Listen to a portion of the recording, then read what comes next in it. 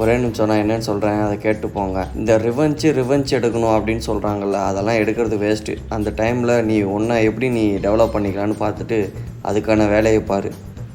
ஏன் இதை நான் சொல்கிறேன்னா, ரிவெஞ்ச் எடுக்கிறதுன்ற பேரில் நம்மளே தொலைச்சிக்கிட்டு இருக்கோம். அதுதான் இப்போ உண்மை. நான் சொல்கிறது புரியும்னு நினைக்கிறேன். புரிஞ்ச ஐடியா நோட் மட்டும் பண்ணி வச்சுக்கோ, ஃபாலோலாம் பண்ண வேண்டாம். இன்றைக்கெல்லாம் சாப்பிட்டுட்டு ஜிம்முக்கு கிளம்பிட்டேன். அந்த கையோட இன்றைக்கி பேக் ஒர்க் அவுட்டு அதையும் ஸ்டார்ட் பண்ணிட்டேன். எல்லா நாளுமே ஃபெயிலியர் வரைக்கும் ட்ரெயின் பண்ணணும்னு ஆலோசகர் சொல்லிட்டார் இனிமேல். அதனால் எல்லா செட்லேயும் ஃபெயிலியர் ரேட் ட்ரெயின் பண்ணிவிட்டு 4 மணி நேரம் கார்டியோ முடிச்சுட்டு நம்ம பழைய தோழரோட வீட்டுக்கு கிளம்பிட்டேன். என்னடா வாய்ஸ் ஒரு மாதிரி இருக்கேன்னு பார்க்குறீங்களா? ஜலதோஷம், வேறு ஒன்றும் இல்லை. சீச்சி வாங்கலான்னு போனால் இவன் ஒரு மாதிரி பண்ணினுறான். என்ன கதைன்னு அவனுக்கும் தெரியல, பார்க்குறவங்களுக்கும் தெரியல. வீட்டுக்கு வந்தால் ஆல்ரெடி மட்டன் செஞ்சு வச்சுட்டாங்க. என்ன பண்ணுறதுன்னு தெரில. அதனால் மட்டனையே சாப்பிட்டு கட்டையை போட்டுட்டேன். தோழர்களே, பி கன்சிஸ்டன்சி. இன்று போய் நாளை வரேன். பாய் பாய்.